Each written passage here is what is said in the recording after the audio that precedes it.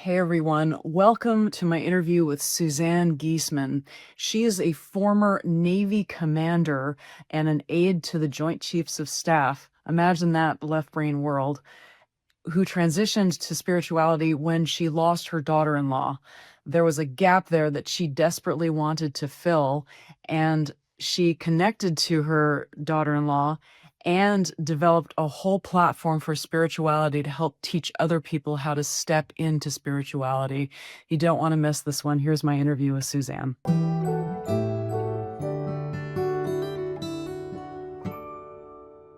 Hello, everyone, and welcome to this episode of Next Level Healing. I'm your host, Dr. Tara Perry. I am blown away with my guest today. This is Suzanne Giesemann. She is a spiritual teacher, best-selling author, award-winning documentarian, and medium who is recognized on the Watkins list of 100 most spiritually influential living people. She is a former Navy commander and aide to the chairman of the Joint Chiefs. She has published 16 books, 6 hemisync recordings, and YouTube videos reaching millions of viewers. She produces the Daily Way inspirational messages and hosts the Awakened Way podcast. She leads classes, workshops, retreats, and serves as faculty with the Shift Network and Humanities team. Suzanne, welcome to Next Level Healing. I am literally just speechless at the amount of broad-ranged activities you've managed to get in one lifetime. Thank you, Tara. I just finished a weekly staff meeting. I have 9 assistants, so that's one thing I learned in the Navy is delegate, delegate. So I do the spirit work and they're the arms and legs. It's a great team. How did you shift from such a left brain functionality? The Pentagon was your office when 9/11 happened. So you were deeply enmeshed in that world. And going from that to this recognition that we're, um, some people say meat suits in having a spiritual experience. To walk us through what that was like for you. Well, it was a major wake-up call, which is what some of us need sometimes to realize, hey, you are so much in your head, you don't realize there's another whole aspect of your being, which is called the soul. I had never given any time or thought to that more than glancing, you know, looks here and there, but I had no evidence, no experience of anything spiritual, was raised with no religion. But when my stepdaughter, Susan, a sergeant in the Marine Corps, was struck and killed by lightning, suddenly I had to know what more is there and how do I find Susan? And so it was from spending day after day after day after year in stillness for just a little bit each day. I didn't become some recluse going up on a mountainside. I just every day committed to finding Susan. That helped me find my soul, and the rest is my path. I lost the closest person in my life when I was 30, and I found that the grief kind of prevented that communication for some period of time. How did that go for you? Well, because I didn't know that grief would block a connection because I didn't know that we have a connection, I just didn't see it as an obstacle. I just sat daily and being very quiet saying, "Susan, reveal yourself to me." And I listened and I looked and waited for her, and I started to notice how the mind works and how much superfluous stuff is going on in there that didn't help me, and I expanded the space between the thoughts, realizing that you ultimately cannot quiet the mind, but wow, when you open up some space there, now there's room for higher level things to come into awareness. So the grief started to fade as I found this peace in the spaces in between. And how long did it take before you felt like you were getting validations that, "Oh, this was a real connection?" Because your left brain must have been saying at one point, "Oh, can this be real? Is it wishful thinking? Is it a spiritual bypass?"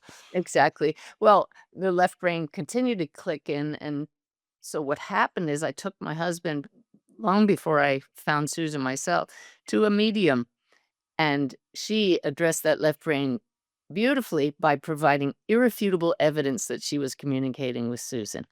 And when I realized that you can get evidence from the higher realms, that they can show you things that can be proven, I thought, let me explore this some more. So I actually started connecting with higher beings and other people's loved ones several years before Susan allowed me to sense her. She knew I needed to open up to other experiences before she popped in and I would give up.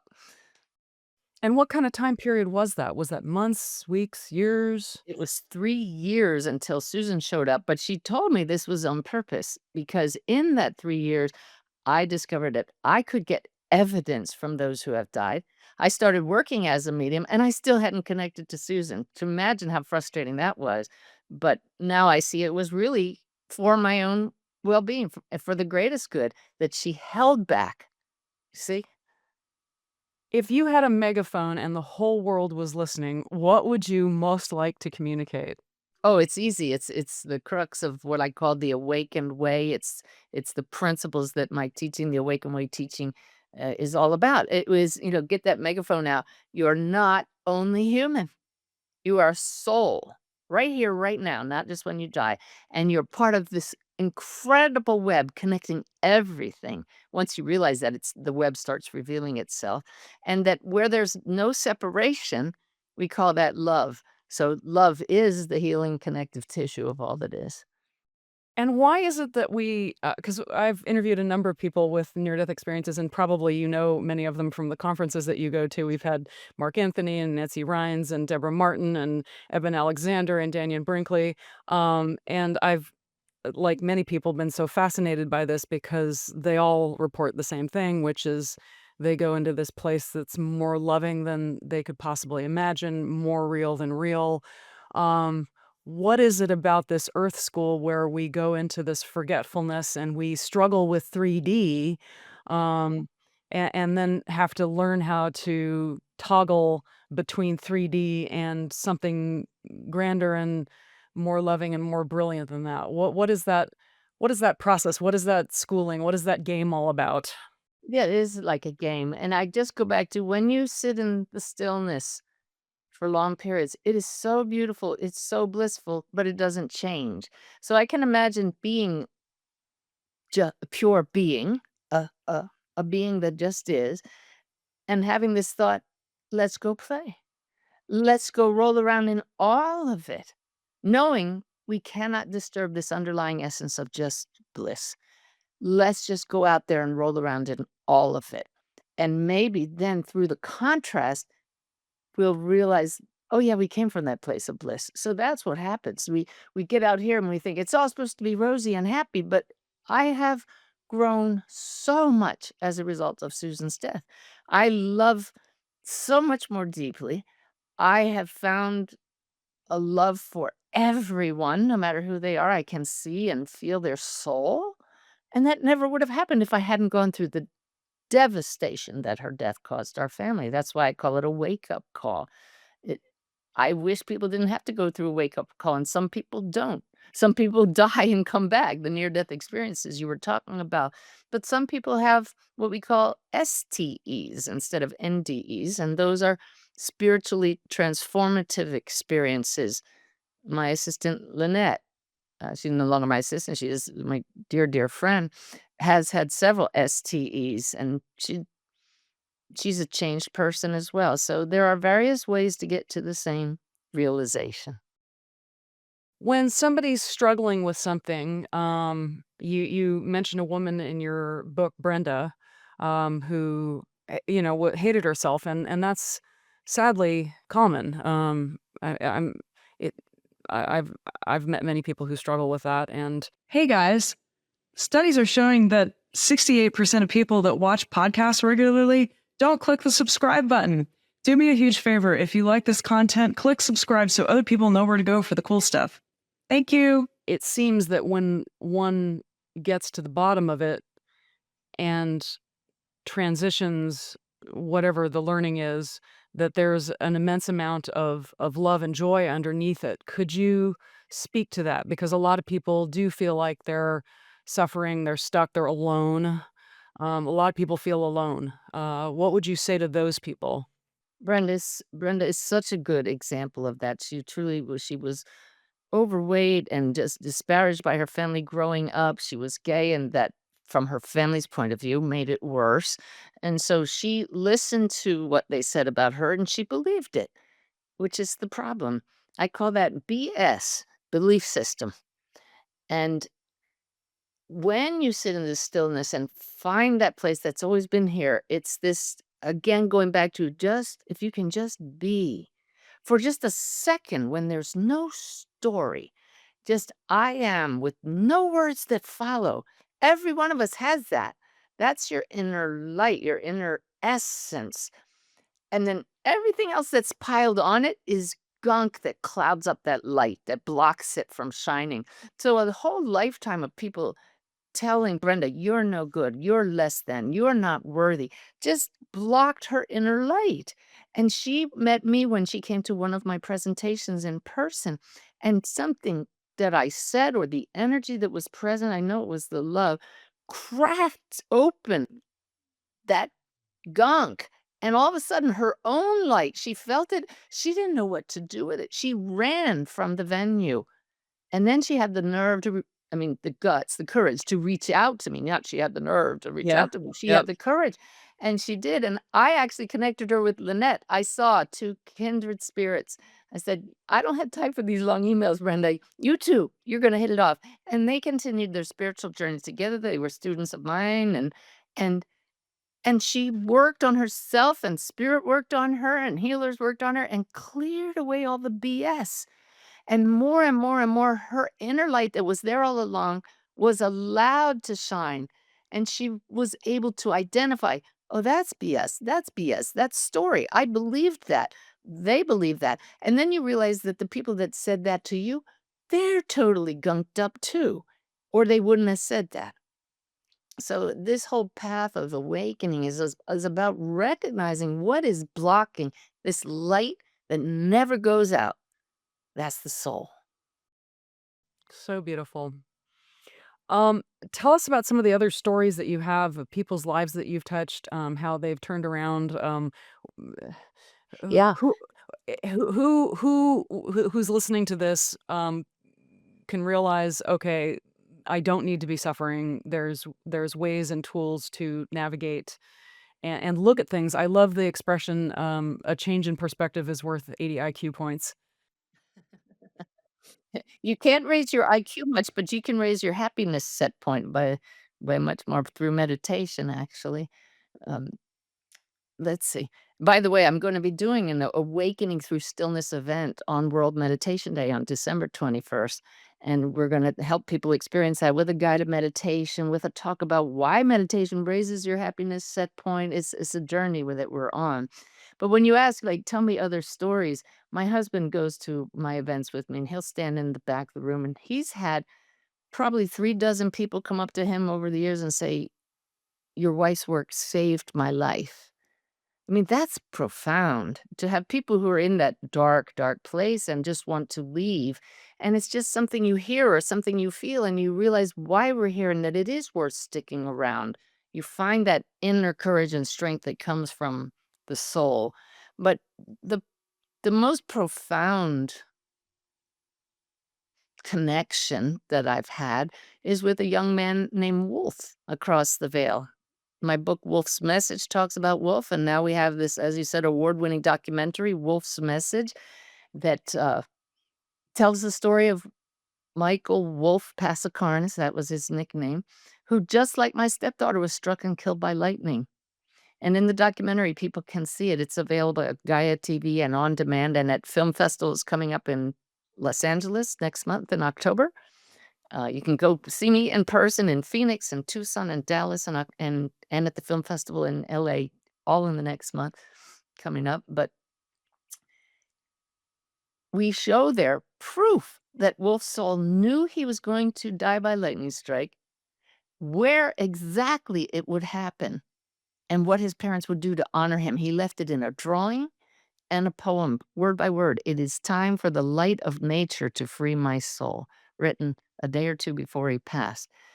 And other astounding evidence in the book, in the documentary. And then he came back through me in a session for his parents and several drop-in visits with irrefutable evidence that we're talking to his soul, but a message for all of us that we're out of balance as a species. Too much in that left brain, too much in the head. We need to bring in the flow, the right brain, the heart, and balance the two. That's what's happened with me. You talked about my left brain career. Look, I'm scratching the center of my head here, right? Balancing the two. Um, I didn't completely go to the right side and float away. We need that logical, analytical side of us, but when we can find the soul and balance human and soul, wow, then life flows. And you've got some tools on your website. I mean, you've got endless tools on your website, but what are some of the ways that people can start to get familiar? I know you've got some free meditations on there. Can you walk us through that? You also have a number of now there's a difference between hemisync and holosync. Can you tell us what the difference is? You've got 6 hemisync recordings. I don't know holosync. I can't believe I don't know that at all, but hemisync is binaural beats. Yeah. They're recordings that my guides gave me, so it's channeled narrative that I recorded in a studio, and then the hemisync folks put music in with different frequency beats in the left ear and the right ear, and that creates a separate beat that brings the brain into a whole brain state. It may sound like gobbledygook to somebody, but all you need to do is try it, and it takes your meditation to a different level. You just drop into that expanded state of awareness faster and stay there easier. So it's training wheels for meditation, and I've used them for well over a decade myself. And now I actually ask my students to use Hemisync tools because they really accelerate the experience of expanded states of awareness.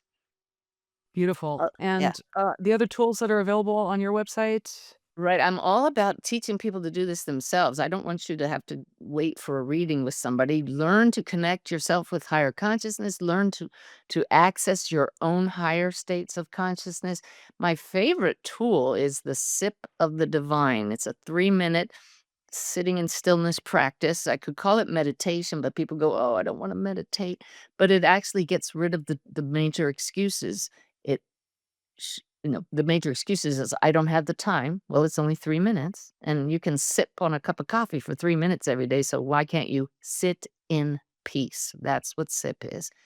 So, the other excuse is, "I can't quiet my mind," and you're not supposed to. You're supposed to watch your mind and listen to what arises in those 3 minutes, and that's when you start to sense things that stand out, and then you engage what you experience, and now you're engaged with higher consciousness. So the sip of the divine is a short one. My bless me method, all of these are on my website, but they're also on my YouTube channel, is a 7-step process for connecting with higher consciousness that I've taught to, geez, well, over 100,000 people have learned it. I know that for sure.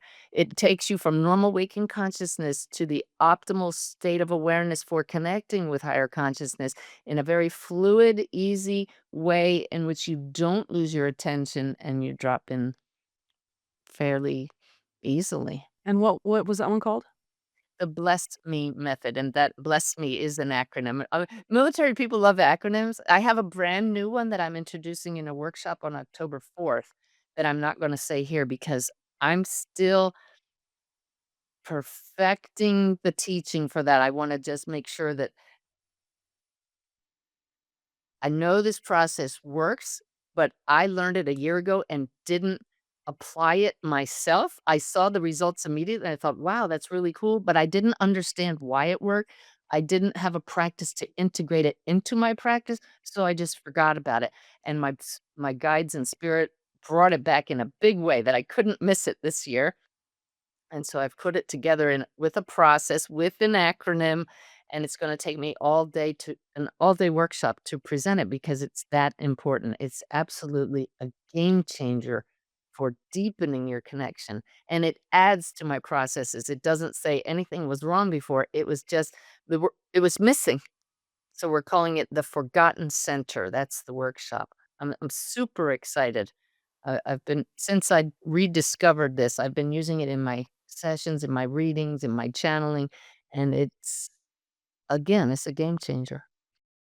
And to that, excuse that there's not enough time or I can't shut my mind off, we hear that all the time when sharing meditation with others. What would you say to that? Because there doesn't seem to be much more important thing than quieting the mind and experience peace and stillness.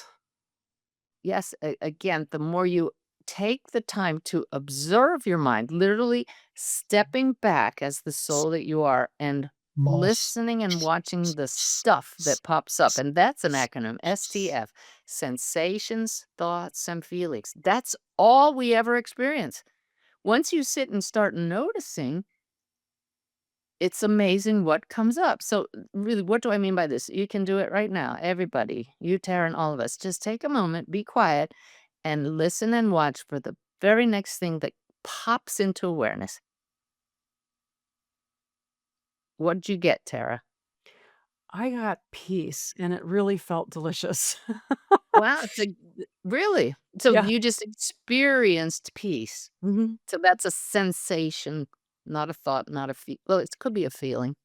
It's a feeling. It could be both. It was an What did I awareness of get? peace. It was just quiet and quite delightful.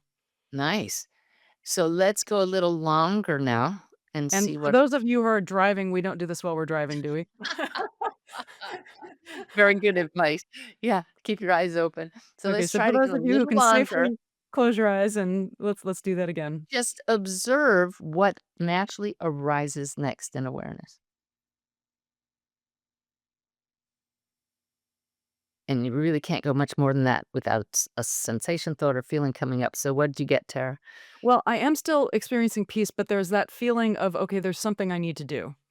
Uh, uh, was it a feeling or was it a thought? I would say it was a feeling. Yeah, you are an interesting subject here. Most people get a thought right away because they have monkey mind, but I bet you meditate, huh? Oh, I've done lots of Yeah. meditations.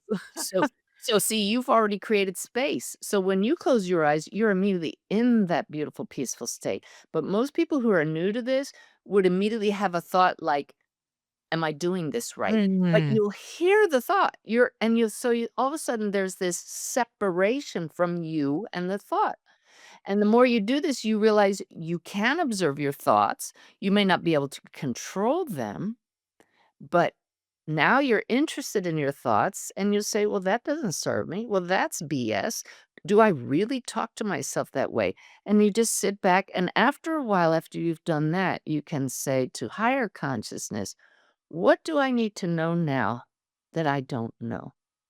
Now that you've created some space, something unique, something you didn't expect is going to pop up or arise in awareness, as I like to see it. And that's when it really gets helpful. And it does seem, really helpful. I mean, I imagine with all these workshops that you do, when you're guiding them, you embodying that energy makes it much more accessible for other people to step into that space. Not only accessible, but I'm holding the higher energy of my guides, and people literally are healed by it, and their vibration raises. We're doing a podcast episode, it will have already aired by the time we talk, but it's called 2 Healing Miracles, or I can't remember what it's called, but I had a large take groups on cruises too, so we have 14 hours of time together in a fun environment. And we had 2 physical miracles take place from people from the higher energy that's present when the groups gather. Really teaches us a lot about the higher realms and who we really are and what is possible.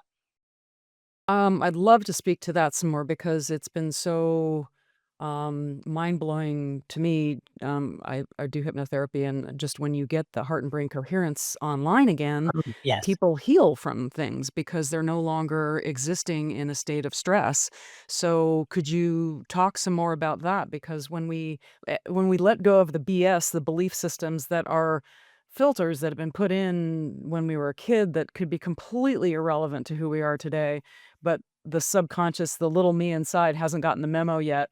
But I've seen some, and there's so much evidence. In fact, we have a fellow that we're interviewing next week who's done over 5,000 QEEG brain scans and is showing the effects of this kind of work before and after, and literally you can see it on a brain scan. So all of this is getting very, very exciting. Can you speak to some of those physical issues resolving quickly? Well, for example, in the video online, Randall Scott he's an attorney, Harvard degree in law with a master's from the Wharton School of Business. This man is highly credentialed, as left brain as they came. His wife took him on my cruise and said, just come for fun, but I'd like you to promise, will you attend 2 of Suzanne's sessions with me? And just, if you don't like it, you can leave. Well, in the second session, I did a guided meditation. My guides usually come through and lead those. And he says he fell asleep and he woke up and he said to his wife, "What just happened?" And she said, "I don't know." And he said, "Something's different." Well, he had a terminal lung disease and his lung function was so far down that he had to use auxiliary oxygen, had to take the elevator everywhere on the cruise. He started taking the steps. Forgot to use his oxygen. He no longer needed it when he got home. He waited 2 months to be sure and got his lungs scanned by his pulmonologist, and the man said, "You have normal lung function. Wow. Normal. You're in the normal range." And he gets a little emotional on the testimonial that he gives, and it's just a beautiful thing. He says, "I can't explain it, but I know there's something to this." Another woman walked off the ship after needing help to walk and major pain medications for 20 years, no longer had any pain at all during a subsequent meditation that we did. And so I answer the question, why doesn't that just happen to everybody that's present? Because we talked about this being like a game, and it's not a game when you're in pain. So I don't want to lessen or downplay people's suffering. I want to lessen their suffering. I don't want to downplay their suffering. But if we were all magically healed immediately by, um, a prayer or a meditation, then the game would be over. Mhm. But seeing what's possible expands our belief system, and that's the first and number 1 element of healing is belief. But it's not always necessary. My husband, he doesn't believe that energy workers will work for him. He's seen how they help me. But so he hasn't received help from energy workers. When he goes to see them, he doesn't get any healing. So his own consciousness is blocking that. You see? And he also has the amazing naval background that you had previously, right? Right. Oh, 26 years Navy captain, destroyer captain. But he believes in my work. He just doesn't believe he can be healed by it. Isn't Interesting. that interesting?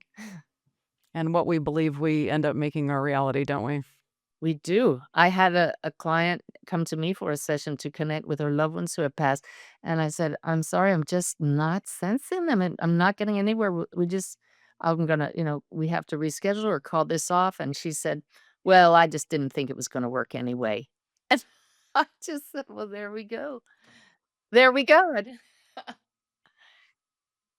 Yeah. And would you have a specific, it sounds like you've got many spirit guides, but there's one specific one that you tend to channel. When did you first come into contact with that being, and at what point did you realize, "Oh, this really has value to offer yourself and other people?" Oh my. It's actually a group, and they said to call them Sanaya. We talk about this a lot in the documentary Wolf's Message. Um, Sanaya is definitely made up of several very higher beings, but also some former people who were in human form. William James, Emmanuel Swedenborg have identified themselves as part of the group. The former Navy officer in me hears these words come out of my mouth and say, "That sounds ridiculous." But I felt their presence without knowing anything about them. And I said, "Who are you? Tell me all about you." And they gave me facts about their lives that I was able to look online and find out. And they speak of things that would have interested them, philosophy and spirituality. And so I started sensing Sanaya on my birthday in 2010, and they've been with me every day. I've channeled over 6,000 daily messages from them. By the way, all those daily messages are in a free app called Awakened Way. And we have tens and tens and tens of thousands of people have downloaded that. It's really valuable. It has some really cool features in the menu if people look, in addition to a daily inspiring, uplifting message that carries the energy of Sanaya. Beautiful. Um, and they're doing wonderful testing on mediums to verify. Yeah. Dr. Gary Schwartz gave you a glowing review, and he is well known in this field. What testing process did you go through? Well, with Dr. Schwartz, it was in his laboratory at the University of Arizona where he would just, he knew a soul across the veil that other mediums had tuned into, and he would ask me to, without giving me a name, ask them to come to me, and I would bring through evidence about them. So we've done quite a bit of that testing. Uh, the most interesting for me was at the Institute of Noetic Sciences, where they did the brain scan on me as well in a little Faraday cage and had me do some exercises where I determine if somebody in a picture is alive or on the other side. And that was very meaningful.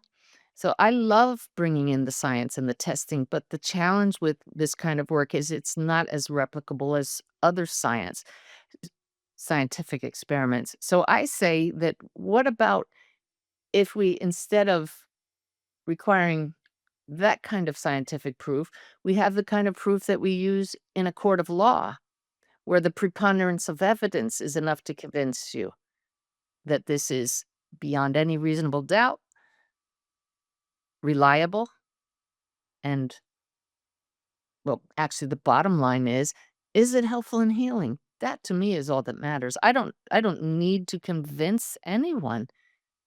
When I do a session in mediumship, I say to my clients, the test of a good reading is you walk away and say, "Oh my god, that was my loved one." And when you get evidence and you capture their essence, their personality with layers of details, you just can't deny that was them. And that to me is what good mediumship is about. But I it's totally so much agree. more than connecting with loved ones. As you know, it's about self-realization that we are all souls. This is soul to soul communication. I've always been fascinated by dreams. I don't know a tremendous amount about them. You have talked about people who have crossed over coming through in dreams. Can you offer some enlightenment about what that dream process is about and how can we utilize it? I know a lot of creative people use it to come up with creative solutions for things, but how can we understand dreaming better and how can we utilize it for our own spiritual expansion? Right. I am not an expert in dreams and I haven't studied dream interpretation. I simply know from experience and what my guides have told me that we get into these expanded states of awareness. The brainwave state changes and it changes throughout the night depending on how deep your sleep is. And there is a certain point where those in spirit can see our energy field. They know what our brainwave state is, and it's akin to, "Oh, there we go. Now I can get to them," and they just insert their messages and their presence into our dreams in a way that they stand out. They're much more solid, much more real, and we remember them in the morning. They don't just disappear like a regular wispy dream. They're always positive when they're actual visits from loved ones. The ones that are scary or frightening are our own subconscious trying to work out memories and stuff. But so that's a dream visits. But the other aspect is, like you said, taking into your sleep at just before you go to sleep. I'll say to my guides, I need greater understanding about this issue. I've been doing this with the upcoming Forgotten Center workshop. Give me a little more clarity about this. And I start to have a dream, but then they wake me up and it just downloads. And I keep paper by my bed and I write notes. Sometimes they'll say, "Get up now and hold this expanded state. We have more to teach you." And luckily, I have a very patient husband because I know it disturbs his sleep as well. But that it's all a matter of optimizing just the right brainwave state for connecting higher. Who are some of the beings, living or past, that you most admire? Well, Albert Einstein is actually helping a lot of us. His name kept popping up so much that to me that I reached out to him in spirit and said, "Can I connect with you? You have to prove to me that it's you." And he gave me all kinds of evidence that I found on Google later, but I could just tell it was him.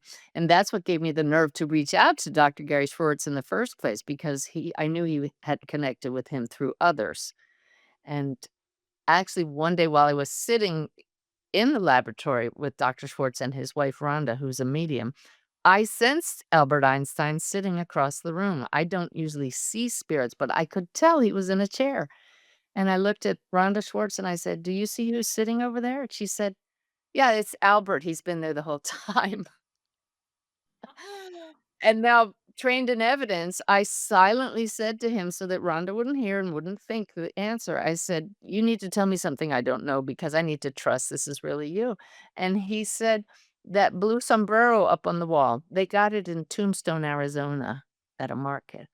And I said, "Rhonda, where did you get that blue sombrero?" She said, "Oh, we bought it at a market in Tombstone, Arizona." Wow. Yeah.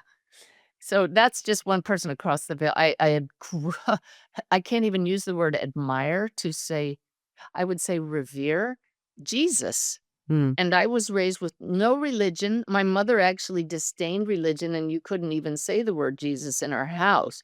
Yet he has come to me and is now my greatest teacher in a non dogmatic, no religion sort of way. It's all about love and connection. So that's the lineage I love to follow, the love and connection, unity teaching straight from him. It's phenomenal. I just revere him, but he doesn't want to be revered. He wants his teachings to be taken to heart. Beautiful. I love that so much. Why do you think, it seems that you had a rather, um, profound, direct awakening. Why do you think some people have that while others don't? I know for sure this is my calling. I know that I had that not just a military career, but serving the head of the US military as his personal assistant. That gets people's attention. They're like, "Oh, this woman's not a flake. Maybe I can trust what I'm sensing too. If she allows herself to believe, then maybe it's okay for me to know what I know. This is real." So I know that my whole path led me to do this. I didn't see spirits my whole life. So I say I'm not a born medium, but I know I was born to be a medium. So that was my path to have this wake up call. I know Susan, it was her path to pass young at 27 because her death has literally touched millions of lives through my work. So that's the connection, that's the web. Other people will come to this spiritual understanding through a challenging situation in their life. Maybe they have a child who has physical impairments, and that causes them to ask deeper questions, to dig deep and find the compassion and the passion. It's just a different path for all of us. Like I said, for some, a wake up call, for others, a knowing that comes from their life's circumstances. I heard a fabulous interview on your podcast, and I just wanted to touch on it. A man found great relief working with his wife who was dying of Alzheimer's. Yes. And one way that he navigated that was to connect to her soul before she passed.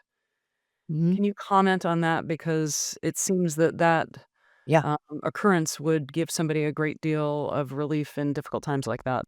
I love that you brought that up. His name is Lee Smith, so you can look up Suzanne Giesemann, Lee Smith on YouTube, Leigh, and you can listen to that recording. He was a student of mine just by listening to podcasts, came to some of my classes, and his wife was slowly losing the ability to communicate, and she was becoming very agitated. And he said to himself, I think he reached out to me and asked, "Is this possible for me to communicate with her soul before she passes?"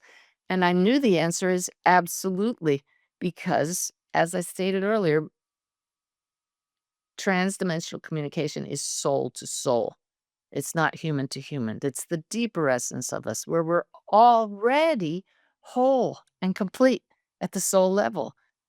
This is what the people don't understand. "Oh, I'm wounded." That's your human story. That soul is that place of peace that you touched on earlier. So I said, use my same methods. Use the bless me method with the intention of connecting to your wife's soul.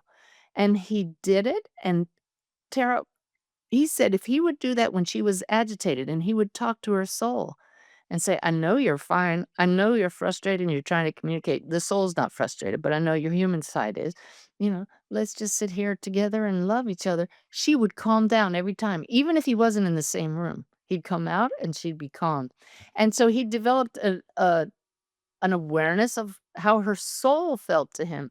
And when she did pass, well, he just kept communicating. It was the same. I'm teaching a class right now with the Shift Network, and a student asked the question, well, I had a soul come through, and it was somebody here who's having such a challenging problem at home that their human side needs to know about. It can be helped. They have a mold problem in the house, and it's causing toxicity in the system and causing mental challenges. And, you know, how does that happen that we hook into somebody who's alive now? Well, if that message truly needed to come through and a soul found another soul that can hear them and pass that message along, they'll get that message through. That is so beautiful. Yeah. Goodness gracious. I'm doing a lot of talking. Um, and sometimes it's not the physical healing that occurs, sometimes it's just the emotional healing that occurs. Because you talk about Brenda, she had stuffed stuff down for so long that she ultimately did have bile duct cancer, but at that point, she seemed to have so much inner peace, she was able to move through the last portion of her life with a great deal of love and joy. Can you talk about that a little bit? Yep, I think you must have read Making the Afterlife Connection, my latest book. I think that's where I really talk about Brenda. I think it was in the r more Oh, The recent Awakened Way? Yes, The Awakened. Okay. Yeah, Brenda was given this terminal cancer diagnosis, and she had really gone downhill. She had a lot of brain fog. She couldn't meditate anymore. She didn't want to eat. And I learned of a healer that I felt guided to lead Brenda to. And I was torn with that because that was a long shot at that point in her journey. Can you heal somebody that's that far along? And she had resigned herself to dying, although she didn't mind it because she knew there's an afterlife. But she did the healing. And when the brain fog cleared, she could eat for a little while. She said, I think I was healed. And then she tanked. And within a month, within a few weeks, she died. She came to me within hours of passing, sitting down beside me on my couch, talking in her voice, gave me one of the most profound pieces of evidence that's in the book, The Awakened Way. It's a bit of a story that blew my mind. There is no doubt it was Brenda, and her message was, you're right. We just tossed these costumes, and here we are, these beautiful, shining souls. And she said, Suzanne, that healer did heal me. She took away the last vestiges of self-loathing, and here I am talking to you right away. In other words, cross the veil fully awakened, nothing to clear out. Visiting all of her friends in the physical form at once from across the veil, people were getting messages from Brenda left and right. And so the message there is we have multiple levels to heal, and death is not a punishment. If we can awaken here, all the better. Yeah. And it seems that all those people that do come back from the near death experiences, they all have the same thing to say, which is, Good. that this time is precious, and to make the most of it, and they're not afraid of passing because they know they're going on to something more full, Yes. but the time here in Earth School is important. Um, how would you describe that importance of just every moment, the awareness, the process of awakening? Oh my goodness. When somebody you love, like our Susan, dies suddenly, you realize how it really life can change in an instant. And we all know how that can happen. But my husband and I will say, I love you if he goes out the door to mow the lawn, that kind of thing. We say I love you 10 times a day. It changes in that you realize how important it is to be present moment by moment. And that takes training. But the more you're paying attention, you really can learn to tune into higher guidance and you realize you have a team of helpers who are here with you. And when you start to pay attention to your thoughts, you upgrade them moment by moment. And you see the difference it makes when you respond lovingly without defensiveness. And it just changes your whole way of being. You start flowing with guidance. You start noticing signs. It truly becomes wondrous. We got some news last week. I won't go into details that would have taken most people the legs out from under them. It was a health issue. And I remember my head just went, and my reaction was, well, here we go. This is a journey we didn't expect to take. That was my response instead of what I call hair on fire. I didn't lose it. Neither my husband and I lost our peace at all. And Mm. that's the difference. It was I have a phrase that my guides have taught. Anytime I do an event, I can tell who's followed my work because I say, "What do we say?" And it's, "Isn't that interesting?" Mm. That was an absolute "isn't that interesting" moment. You can say that when you get horrible news, when you drop an ice cream cone on the floor, little things, big things. You just pause, and "isn't that interesting" allows you to shift back and observe like you do in the sip of the divine. And you say, "Well, I have a choice now. I can lose it, which won't help, or I can stay in this place of peace and say to spirit, what's the next best step? What do I do now? I know if I remain calm, I'm going to get guidance. Not why is this happening? Mm. That will not solve anything. It is because life is full of unexpected events. Life is full of rocks and roots and bumps and challenges. That's life. We came here for that to master handling the obstacles. And with the mastery, life flows so much better. So how do you get to mastery, right? This And what's the gift that we get? Because a lot of people, when they get on the other side of a challenge, they realize, "Oh, that challenge had to occur because I got something precious out of it." Um, yeah, can you talk about the gift inside of challenge? I can tell you, you could join me at the annual conferences of helpingparentsheal.org and be in an auditorium with 1,000 parents whose child has died. And amidst the grief, almost every one of them will tell you, my friendships with people are now deeper than I've ever known. And it's mostly these people because they know loss and suffering and grief. The love is so much deeper. Every moment is so much more meaningful and precious. Just that word you used earlier, precious. And many of them have found joy again, and it's a whole different level of joy. And most of them have learned it's not all about happiness all the time, it's about connection. Mm, Mm. that's so insightful.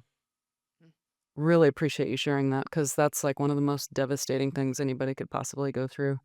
Could you mention the name of that group again? Absolutely. Helpingparentsheal.org. There are some bereavement groups where 10, 20 years down the road, they still get together and just cry on each other's shoulders and say, woe is me. These groups, they cry, but they support each other in the knowing that those who have passed are there at the meetings with them. They want us to be happy. Yeah, that awareness is so helpful. And Suzanne, I know you've written 16 books. With somebody that's getting familiar with your work for the first time, what are the top 2 or 3 that you'd love to get people started on? Just the most recent one, making the afterlife connection. You'll hear how I went from that left brain background to this work now, but with practical exercises so you can start down that path yourself. This my stories open yourself up to your own experiences, expand your belief system. That one, The Awakened Way, is pretty excellent for helping us discover who we are. The book Mediumship, for anybody that wants to know more about transdimensional communication, with 32 stories from normal people who've had their own after death communications. Those are the top 3 right now.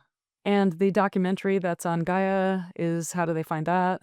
Well, they can also find that at wolfsmessage.com, WOLFS, wolfsmessage.com.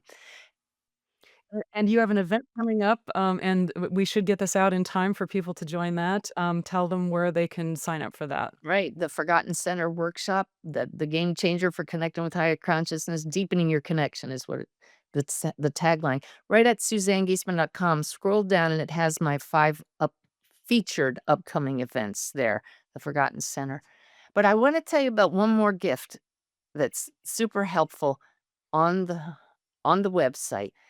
And that is, any question you didn't get to ask today or some question that somebody's wondering, we've now harnessed 15 plus years of my teaching, all the transcripts from every video, every channeling session, every class I've ever taken has been poured into this repository.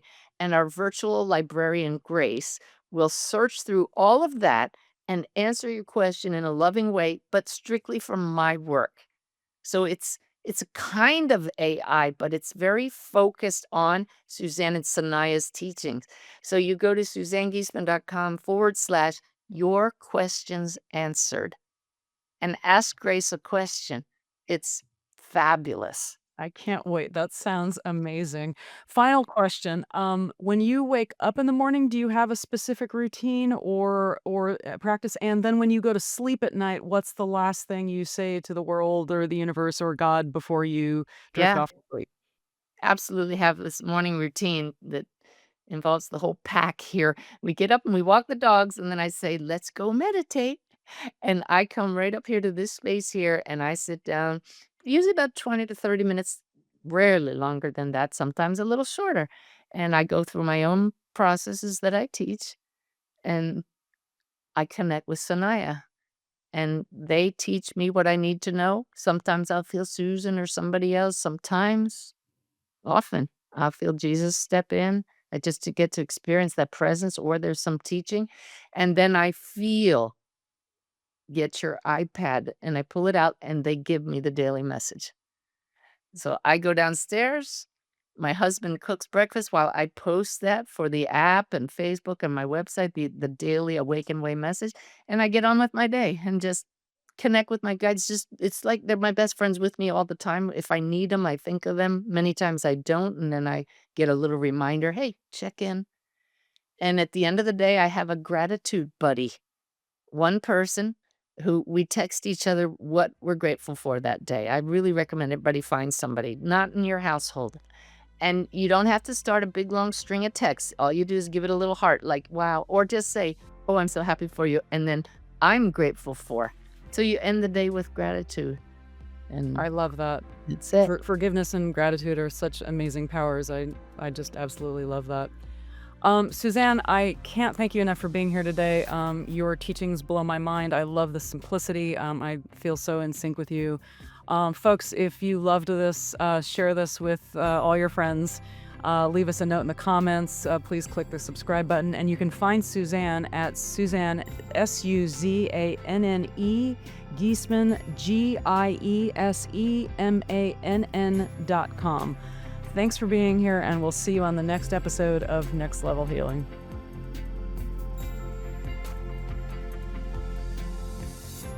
This podcast is intended for the purpose of providing information and education. It does not provide advice and is not meant to be used for any self-diagnosis or the replacement of any kind of licensed professional. The creators and individuals appearing here do not endorse any specific tests, positions, medications, products, or procedures. The views and opinions are expressed in this podcast are of the speakers and do not necessarily reflect the views or positions of any entities they represent.